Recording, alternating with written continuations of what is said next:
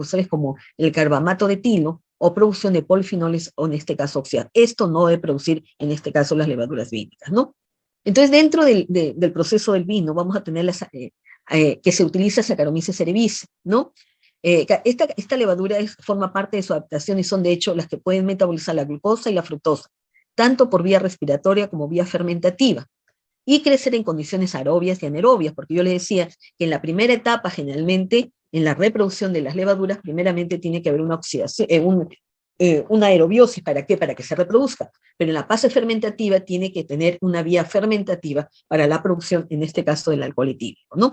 Entonces aquí nosotros lo que necesitamos primeramente es que haga crecimiento. Por eso los azúcares generalmente que se agregan acá les sirven en este caso para comienzan a metabolizar y estos comienzan a crecer. Pero a la vez los productos que se han utilizado como la glucosa y fructosa se van a convertir por vía anaerobia o anaerobia en CO2 y en este caso en alcohol etílico, ¿no?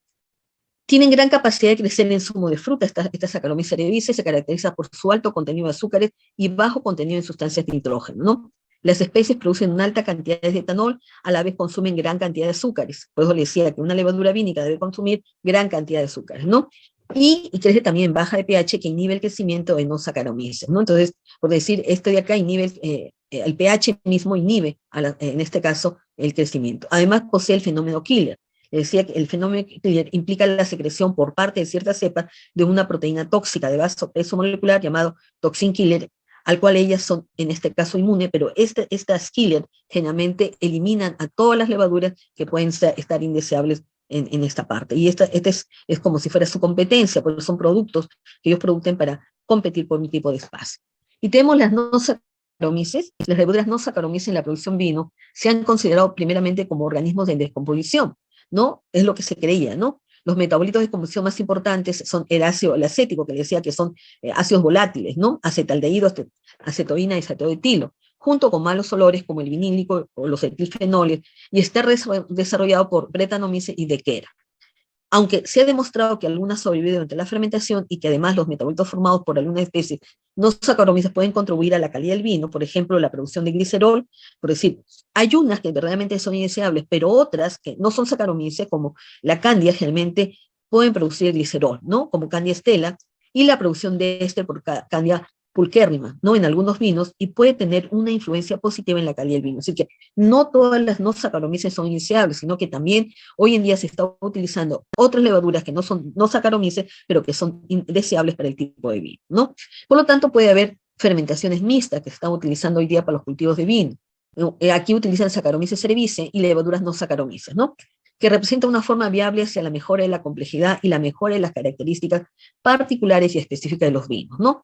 Entonces, estas interacciones sinérgicas entre diferentes levaduras pueden proporcionar, en este caso, una nueva herramienta para la producción en mejora del vino. Por lo tanto, el conocimiento y la interacción de estas levaduras durante la fermentación del vino necesita ser mejorado, ¿no? Se ha mostrado que cuando algunas levaduras se desarrollan juntas en condición de enfermedad, no hace pasivamente, sino más bien, en este caso, interactúan, ¿no? Por eso le decía, hay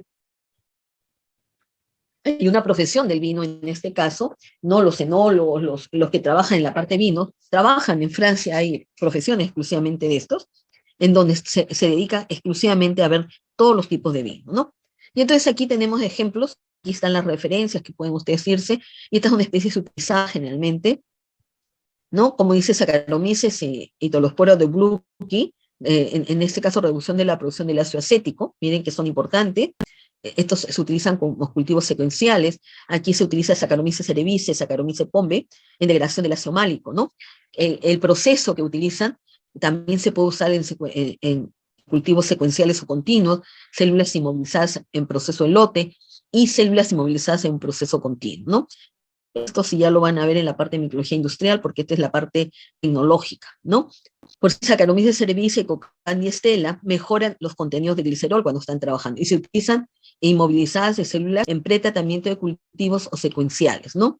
Bueno, y aquí sí, también Saccharomyces cerevisiae, Candia canterelli, generalmente aumentan el contenido en este caso, glicerol, ¿no? Mezcla o cultivos secuenciales. Saccharomyces cerevisiae, en este caso con Saccharomyces stella, mejora el perfil del aroma del vino. Por eso, estos son los cultivos mixtos que hoy día se están usando, ¿no?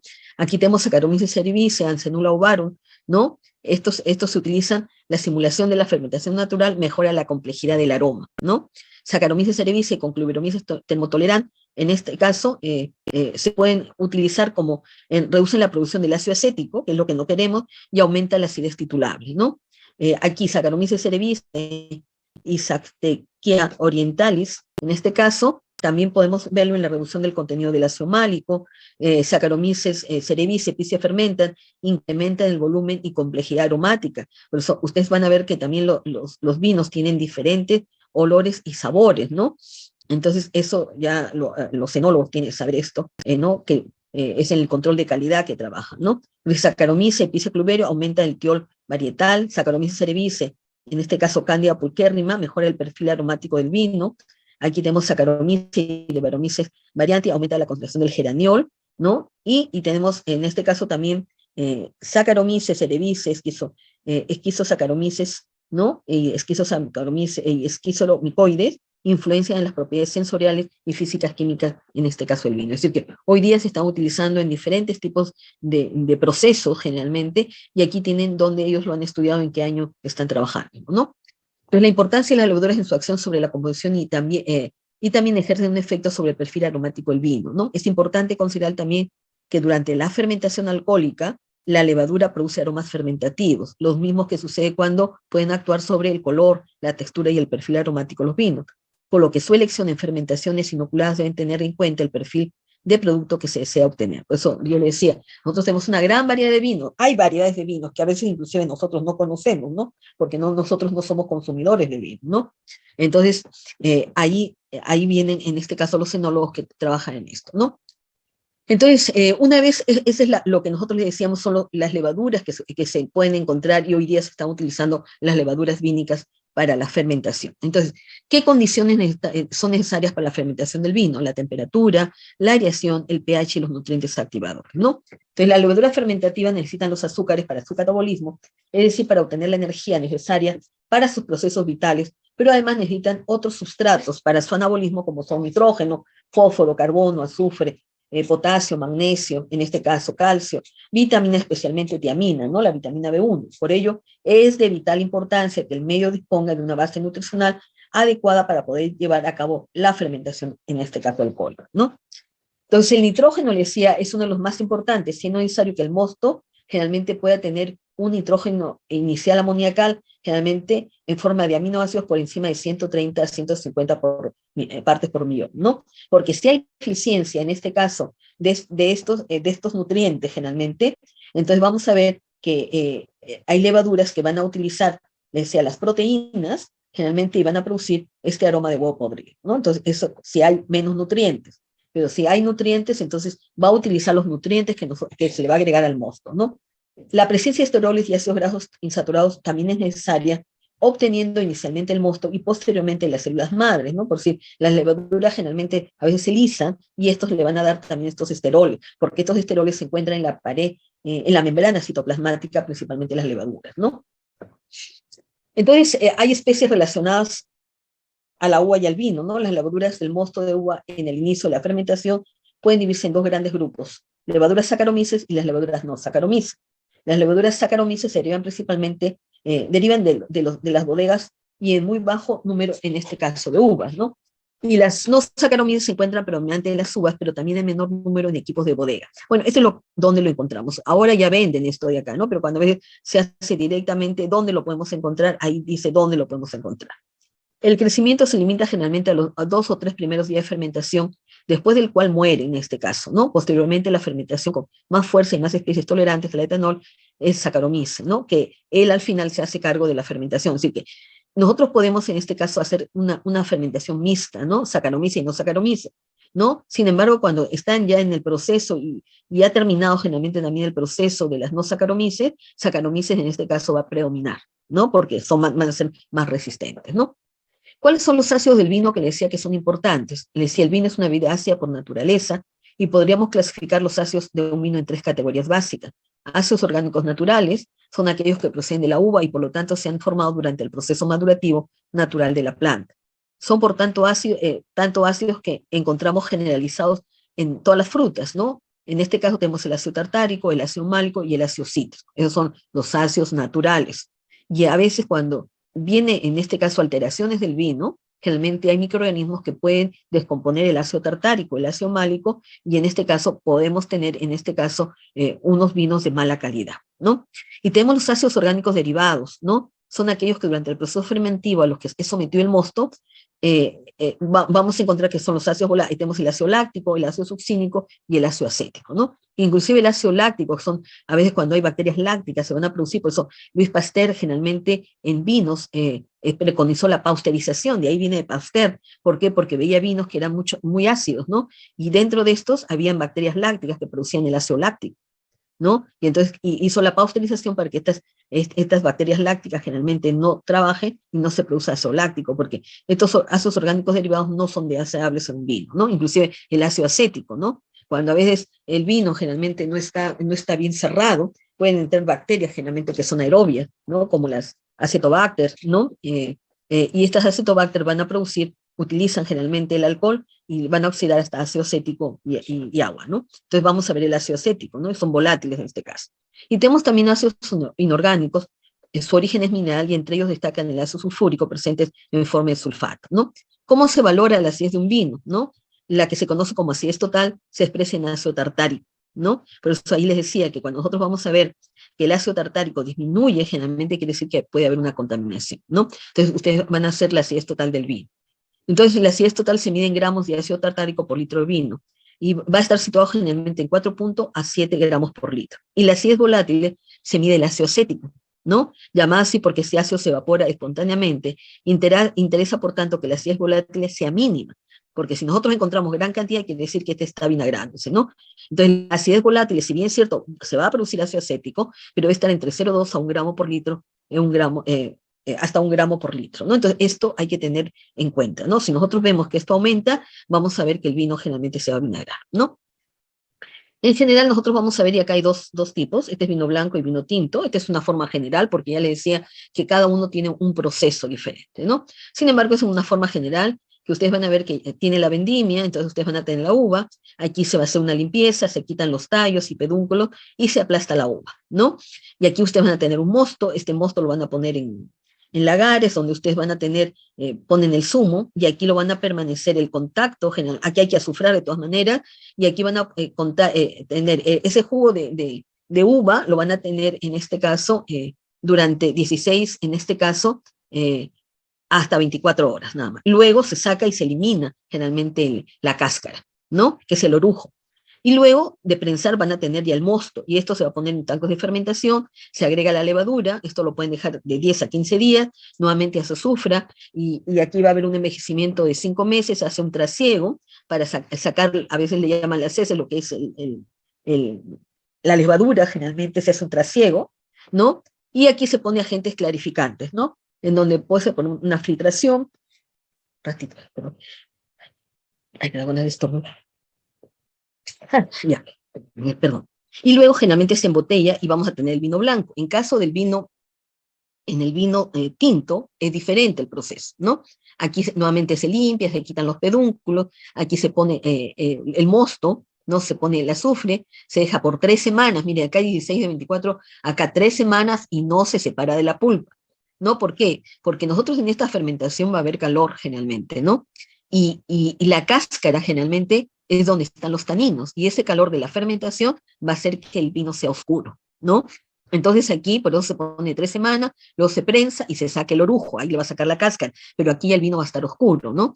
Y aquí hay envejecer en barriles, en este caso, miren que la levadura se coloca acá, ¿no? Miren, aquí la levadura se coloca cuando está sin orujo, en cambio acá está con el orujo, ¿no?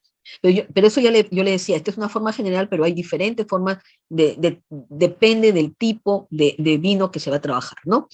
Entonces aquí se desecha, aquí se lleva a barriles de envejecimiento, nuevamente se azufra, este es importante el azufrado, se hace un trasiego, transferir los barriles limpios 3 veces al año, se pone agentes clarificantes porque el vino tiene que ser transparente, ¿no? El color del vino blanco va a ser blanco y acá el vino generalmente va a ser transparente, nunca debe ser turbio, ¿no? Filtración se embotella y en este caso un embotellamiento, en este caso por 6 meses, ¿no? Ahí es una forma general de que se tiene, ¿no? Bueno, es lo mismo, ¿no?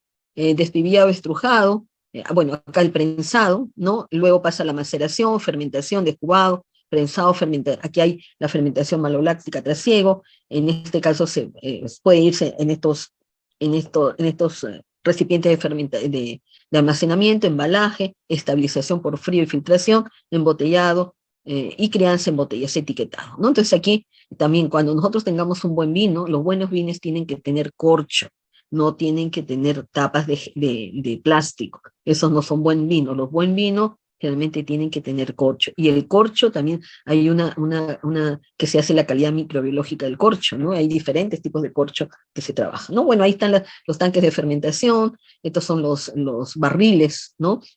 Que todavía tiene, creo, cucaje. Eso es en cuanto al vino. En cuanto a las levaduras, que también, las levaduras, ¿para qué se utilizan? Las levaduras se utilizan como levaduras, en este caso le decía, termotolerantes, y esto también se utiliza en aplicaciones industriales, ¿no? Entonces, cuando hablamos de levaduras termotolerantes, son levaduras resistentes a altas temperaturas y son además levaduras termotolerantes. Sin embargo, no existe un valor absoluto de temperatura, ya que los límites a partir de los cuales se consideran levaduras termotolerantes varían en la literatura, ¿no? Es decir, en 1976 fue realizado por Arthur y Watson, luego ha sido Bacalaco y Gong en 1982, y definen que las levaduras como una temperatura de crecimiento entre 37 a 45. Codrin y colaboradores en 2008 definieron las levaduras termotolerantes como aquellas capaces de crecer a mayor de 40 grados, ¿no? Entonces hay dos definiciones, uno que está entre 37 a 25. ¿Por qué? Porque las levaduras generalmente crecen a temperaturas ambientes, ¿no? Son 25, 22, 25, en este caso 37, 45, y hay una general que dice a mayor de 40 o igual de 40 es una termotolerante. ¿Cuáles son las ventajas de estas levaduras termotolerantes en procesos industriales? Primeramente, reducción de contaminación y costo de enfriamiento. Mayor viabilidad, tiene mayor actividad metabólica y mayor velocidad de fermentación. Mayor mantenimiento de condiciones aerobias al disminuir la solubilidad del oxígeno. Disminución de la viscosidad del medio de fermentación y reducción de la formación de subproductos indeseables debido a la lisis celular, ¿no? Esas son las ventajas que puedan tener. Hoy en día se está haciendo la producción de biomasas a partir de levaduras termotolerantes, generalmente le decía, en la utilización de levaduras como agentes prebióticos y probióticos, ¿no? Los prebióticos son integrantes de los alimentos no digestibles que estimulan el crecimiento de bacterias aciolácticas y bifidógenos en el tracto gastrointestinal. Ciertas especies de levaduras se han utilizado como agentes prebióticos y probióticos para la prevención, en este caso, del tratamiento de diversos padecimientos intestinales, nutricionales y trastornos toxicológicos, ¿no? Por decir, algunas levaduras con propiedades probióticas son las cepas de Clubberomyces, ¿no? También tenemos la Saccharomyces boulardii, y esta ya lo ven en las farmacias, ¿no? Actúa como un transportador liberando enzimas, proteínas y factores tróficos durante su tránsito interintestinal, mejorando las defensas inmunológicas del huésped, la digestión y la absorción de nutrientes, y también presenta actividad benéfica en la inflamación intestinal mediante la supresión de la actividad del NKF inhibiendo la expresión de genes citocinas proinflamatorias, ¿no? En el sobrenadante, esta levadura se dedicó a una molécula estable a temperatura con propiedades antiinflamatorias denominadas factor antiinflamatorio de Saccharomyces o AIF, ¿no? Por sus siglas en inglés. Por decir, hoy en día esta Saccharomyces boulardii lo utilizan, por decir, cuando usted tiene un tratamiento con antibióticos, ¿verdad? Yo le decía que la flora intestinal se desequilibra y a veces lo que puede suceder es que nos puede dar, en este caso, diarrea por Clostridium difficile, ¿no? Entonces, después que toman, en este caso, un tratamiento antibiótico, a veces por largo tiempo, entonces se puede consumir Saccharomyces boulardii. Eso lo ven en la farmacia normalmente. Pidan Saccharomyces boulardii y después de una diarrea, también que puedan tener una infección intestinal, tómanle para que pueda establecerse principalmente su flora intestinal, ¿no? Pero también se puede utilizar en este caso en la producción de etanol por levaduras termotolerantes, ¿no? La sacarificación y fermentación simultánea es un proceso óptimo para la producción de etanol a partir de fuentes lignocelulósicas, ¿no? Que hoy día también se está utilizando. Entonces, en la producción de bioetanol, utilizando residuos agroindustriales y levaduras termotolerantes, en este proceso, generalmente se ha utilizado Clubberomyces fragilis, generalmente hojas de melaza, Antigonum leptus, aquí se ha usado alcachofas, ¿no? Rastrojos de maíz y subproductos de proceso de extracción del jugo de zanahoria.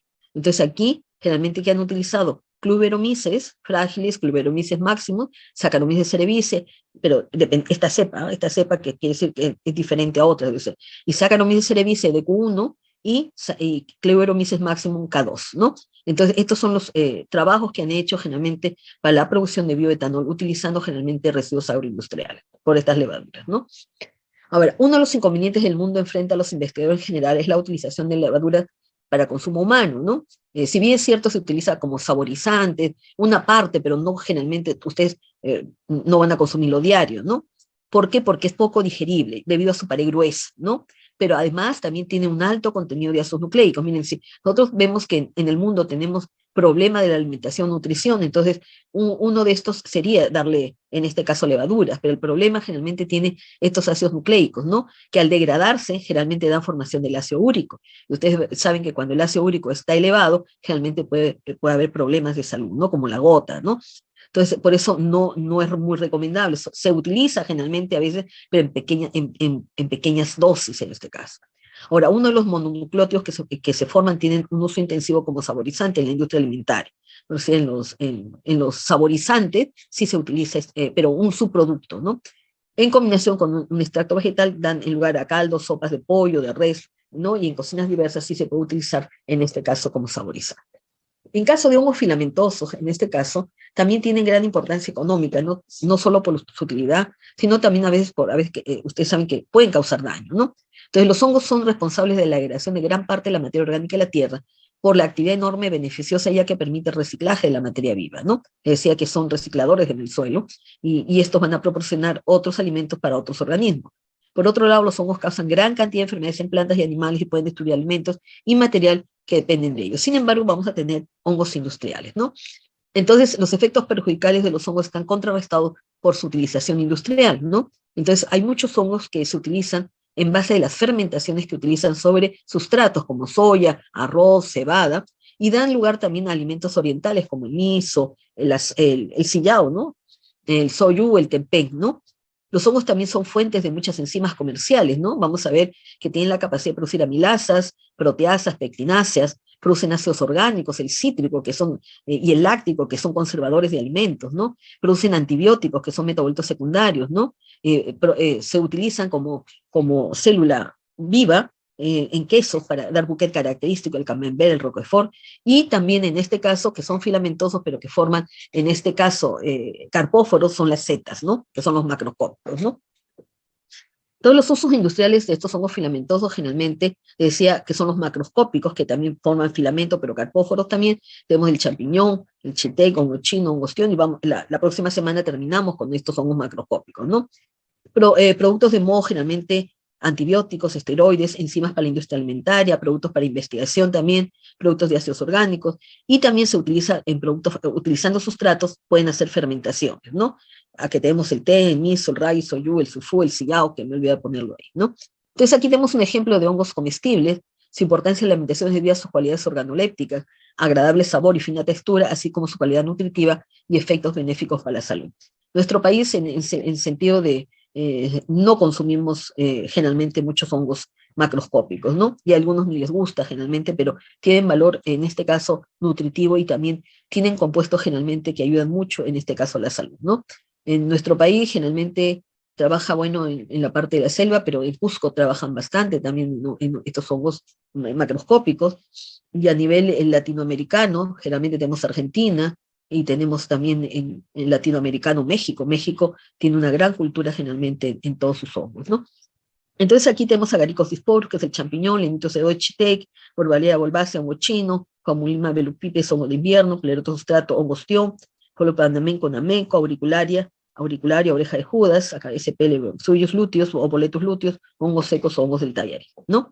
Antibióticos son metabolitos secundarios, y ejemplo de estos, solamente estoy poniendo ejemplo, por si cefalospor, acá me he equivocado, cefalosporium, falta la P, Acremonium es cefalosporina, Penicillium grisofulvina y penicillium, acá me falta, es la M, crisógeno, es penicilina, ¿no? Como producto fermentado, generalmente podemos utilizar, por decir, el miso, generalmente el sustrato puede ser arroz, soya o cebada, y aquí se utiliza Aspergillus oryz. El ragi generalmente se utiliza arroz y es el mucor, ¿no? Son productos fermentados que se utilizan mucho en la alimentación oriental, ¿no? Podemos también tener Rhizopus oryzae, el arroz, trigo y soya, se puede producir el soyuz a partir de Aspergillus oryzae. Sufú, generalmente se utiliza la soya, el mucor, ¿no? El tamarit, en este caso Aspergillus tamari, en este caso el ten, aquí falta acá abajo, que es la soya, se puede utilizar cualquiera de estos tipos de hongos, ¿no? Y miren, importancia que podemos tener, porque los hongos pueden producir amilasa fúngica, glucoamilasa, pectinasa, invertasa. Las amilasas fúngicas generalmente se utilizan en la fabricación de jarabe maltosa, coadyuvante de la panificación también, y aquí tenemos Aspergillus oryzae, Rhizopus de la mar, Aspergillus niger, ¿no? La glucoamilasa, fabricación de jarabe de glucosa cristalizada y jarabes que contengan glucosa, Niger, oryzae y de la mar. Pectinasa, fabricación y clarificación de zumos de frutas, ¿no? Fabricación de concentrados de frutas, néctar de fruta, hidrolizado de fruta. Esta pectinasa se obtiene a partir de Aspergillus niger, Aspergillus oryzae y tricoderma también, ¿no? Fabricación de rellenos de bombones, la invertasa. Ustedes cuando consumen bombones adentro generalmente van a ver que es algo suave, entonces esa invertasa se utiliza, ¿no? Pero es producida generalmente por estos tipos de hongos, ¿no? Oryzae, Niger y Milotecium verrucaria, ¿no? Lipasa también, que se utiliza en la maduración de queso, formación de aromas. Hay cierto tipo de quesos, generalmente, que se utiliza los productos, que en este caso son las enzimas, para dar bouquet característico a quesos, ¿no? Por decir, renina también, el sustituto del cuajo natural, ¿no? Entonces venden también, este es mucor, acá es mucor por si acaso, a partir de mucor pusillus o mucor maguey, generalmente se obtiene la enzima renina, y que lo venden en pastillas también, ¿no?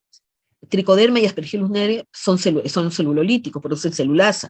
Es que hacen hidrólisis de sustancias que contienen celulosa y celulosa en preparaciones de extracto de fruta, en este caso y productos desecados. Tenemos beta-galactosidasa también, hidrólisis de la lactosa, preparación de productos lácteos y dietéticos. Tienen la glucoxidasa, supresión de oxígeno, y glucasa en la conservación de alimentos, fabricación de huevo en polvo. Y también como ablandadores de carne. ¿Por qué? Porque produce una proteinasa. Aspergillus niger, Aspergillus oryzae, Rhizopus, inclusive en este caso también se está utilizando, hoy otro hongo que también se está utilizando como ablandador de carne. Son productores de ácidos orgánicos también que se utilizan en la industria de alimentos y también como aditivos químicos en piensos en la industria, ¿no? Por decir, este es el sustrato, la glucosa. Realmente el Rhizopus utiliza la glucosa y va a producir ácido fumárico, ¿no? Aspergillus flavus y Aspergillus oryzae utilizan como sustrato la glucosa y producir el ácido orgánico. Este es importante porque lo utilizan en la materia prima de la industria del plástico. Y tacónico, generalmente su fuente es el sustrato de la sacarosa, y en la industria de papel se utiliza el ácido itacónico, ¿no? Y el cítrico, le decía que este es un ácido orgánico, que los sustratos pueden ser glucosa, melaza de caña, y esto se utiliza como conservador de alimentos, y es a partir de las Aspergillus niger, ¿no? Ahora, ya hemos hablado de tricoderma como controlador, pero tricoderma también se utiliza como bioremediación, ¿no? Y debido a que es resistente a una amplia variedad de compuestos tóxicos como metales pesados, compuestos organometálicos, efluentes de curtiduría y productos químicos nocivos como el cianuro. Esta propiedad hace que este hongo sea un género empleado en la bioremediación para la eliminación de contaminantes tóxicos, ¿no? Hay estudios del 2014 y del 2016 que han trabajado este tricoderma como bioremediadores, ¿no? Entre los reportes se tiene que tricoderma diferentes compuestos tóxicos se encuentra la tolerancia al naftaleno y al fanatreno. Así también, este ascomiceto favorece la degradación de plaguicidas en el suelo, como el clorodano, lindano y diclorodifeniltelocloretano. Por lo tanto, en la parte agrícola también es importante porque tiene la capacidad de degradar generalmente algunos plaguicidas, ¿no? Por lo que es útil para la remediación de sitios contaminados con plaguicidas, ¿no? Ciertas especies de tricoderma han sido reportados por tolerar y acumular varios metales pesados como el cobre, zinc, cadmio, níquel y arsénico. En condiciones de laboratorio se ha trabajado, ¿no? Asimismo, tiene la capacidad de aumentar la absorción de nitratos y otros iones en la raíz, facilitando la absorción de diversos metales tóxicos y metaloides que promueve la actividad de fitoextracción. Entonces, por eso se utiliza la tricoderma, un ejemplo, ¿no? Algunos mecanismos de tricoderma para la tolerancia de metales es la inducción de producción de raíces de la planta de manera abundante que facilita la hiperacumulación de tóxicos, lo cual de alguna manera la protege contra daño oxidativo por una mayor eficiencia en la captación de nutrientes. Un ejemplo es se ha visto en tricoderma harziano, el cual desintoxica el cianuro de potasio y a su vez promueve el crecimiento de la raíz del helecho de Pteris guittata, ¿no? Entonces se ha hecho estudios sobre eso. Entonces también tricoderma tiene un gran potencial en la producción de enzimas. Ya hemos visto la semana pasada celulasas, silanasas, proteasas, beta-glucanasas, ¿no? Este rubro de especies de tricoderma resei es la más utilizada debido a la capacidad de producción de una mezcla eficiente de enzimas celulolíticas, ¿no? Como productor de celulasa, hoy en día se centra en la optimización para la producción también de bioetanol a partir de materias de desechos celulósicos. Si esas materias celulósicas pueden producir un bioetanol, ¿no? Entonces, también generalmente ha sido utilizado en aditivos alimentarios, ¿no? Pectinasas, celulasas, semicelulasas. Se aplica para mejorar la producción de zumos de fruta y en la cocción, malteado y la producción del alcohol de grano, ¿no? Entonces, en este caso también es importante, en este caso, que se pueda utilizar, ¿no? Inclusive, miren, de igual manera se ha surgido el uso de estas enzimas como conservadores de alimentos debido a su efecto antifúngico y en pasta dental para evitar la acumulación de la placa dental, ¿no? Miren lo que se está utilizando en este caso. Aquí tenemos también Gliocadium rosum, que también se está utilizando en biocombustible, ¿no? Esto lo han trabajado en el estado Montana, en donde Gliocalium rosum generalmente, que hallaron este hongo lo hallaron en la selva tropical, en unos árboles llamados hulmus, ¿no? Y se descubrió que son capaces de generar hidrocarburos, ¿no? Pero este hongo produce en forma de vapor hasta 55 compuestos diferentes, ¿no? Ellos trabajaron en laboratorio y consiguieron combustible similar a utilizado en los vehículos, ¿no? Entonces, la utilización de un hongo para transformar esta celulosa en biocombustible supondría una ventaja medioambiental más, ya que la biomasa podría ser también aprovechada, ¿no? Asimismo, se destaca a sus defensores, supondría una lucha contra el cambio climático, ya que se obtendría un balance cero entre dióxido de carbono fijado por las plantas y liberado durante la utilización industrial de su biomasa. Entonces, también se está trabajando. Y hoy en día también se ha trabajado en alimentos y textiles, por si Trichoderma resei y Penicillium occitanis tienen enzimas extracelulares, ¿no? Y son altamente celulolíticos, y entonces ellos pueden degradar polisacáridos complejos, ¿no? Entonces, hoy en día se está utilizando estos hongos en lo que se llama el Biostone, ¿no? Que fue introducida en 1980. Si ustedes ven sus pantalones jeans que son desteñidos, sus pantalones jeans que están rotos, no es que los rompan, no, sino que utilizan enzimas celulolíticas con la finalidad, en este caso, de desteñir, para que ustedes puedan ver, esta es la técnica de biostoning, en este caso, que es la técnica de la tela de jean, parece que está envejecida o rota, ¿no? Entonces, esas enzimas lo están utilizando, ¿no? También se puede utilizar penicilina, aspergillus en la alimentación de aves corral para aumentar la digestibilidad de la hemicelulosa, ¿no? Y la cebada, por decir, como un aumento aditivo alimentario, ¿no? Y hoy día también se está viendo en los hongos capaces de reciclar pilas. Nosotros sabemos que las pilas generalmente son altamente contaminantes, ¿no? Entonces se han utilizado 3 tipos de hongos: Aspergillus niger, Penicillium simplicimum, Penicillium grisogenum. Se seleccionaron estas variedades de hongos porque se han observado que son efectivos en la extracción de metales de otro tipo de productos de desecho, ¿no? Los investigadores razonaron que los mecanismos de extracción deberían ser similares, y en tal caso estos hongos podrían ser adecuados para la extracción de litio. Las pilas generalmente tienen litio y cobalto, ¿no? Pero esas pilas no sabemos dónde botarlo y hay una gran contaminación. Entonces ellos lo que hicieron es desmantelar primero la batería y pulveriza los cátodos, después exponen las pulpas de los hongos a esto, es decir, que colocan generalmente los hongos en este tipo de baterías. Estos generan en forma natural ácidos orgánicos, ¿no? Porque van a producir ácidos orgánicos, y estos ácidos se acumulan en estos metales, ¿no? En el litio y el cobalto. A través de la interacción del hongo, el ácido y el cátodo pulverizado se extrae los valiosos cobalto y litio. Y los resultados hasta la fecha muestran que usando ácido oxálico y ácido cítrico, dos de los ácidos orgánicos generados por los hongos, se puede extraer hasta 85% litio y hasta el 48% cobalto de los cátodos de baterías gastadas. Entonces, esto lo hace generalmente también importante, generalmente para la extracción de metales, ¿no? Entonces, ahí están los hongos que han trabajado. Bueno, y ahí tenemos también hongos degradadores de plástico, ¿no? Polietileno, generalmente estos son los plásticos generalmente que se tienen, llamados los polietilenos, y también se han utilizado la Pestalotiopsis microspora, ¿no? Encontrada en la selva amazónica ecuatoriana, ¿no? Esto es un endófito, que en algún momento generalmente está dentro de un árbol, pero que tiene la capacidad eficiente de degradar el plástico, los poliuretanos, ¿no? Entonces, este es el micelio, la vista microscópica, generalmente este es Pestalotiopsis microspora, que lo han encontrado generalmente, ¿no? Su mecanismo de acción generalmente degrada el poliuretano, fue identificado acá una serina hidrolasa, ¿no? En condiciones de anaerobiosis más sales minerales, esta serina hidrolasa generalmente rompe la cadena carbonada del poliuretano y por lo tanto hay una bioremediación, es decir, que utiliza el plástico en este caso, ¿no? Bueno, y ahí tenemos otros hongos que también se están utilizando generalmente para la tipo de degradación, ¿no? Entonces se podría imitar el proceso como estos hongos degradan el polietileno, o descubrir exactamente la base de su funcionamiento para así ampliar la gama de productos que se pueden degradar, ¿no? Entonces, una vez logrado esto, podría desarrollar distintas formas de aplicarlo en la vida cotidiana, como basureros que sean especiales en la degradación de plástico, y también pueden ahorrar una gran cantidad de espacio al no tener que degradar el plástico a nivel de superficie, sino que se puede crear vertederos bajo tierra utilizando estos hongos para que puedan hacer el reciclado, ¿no?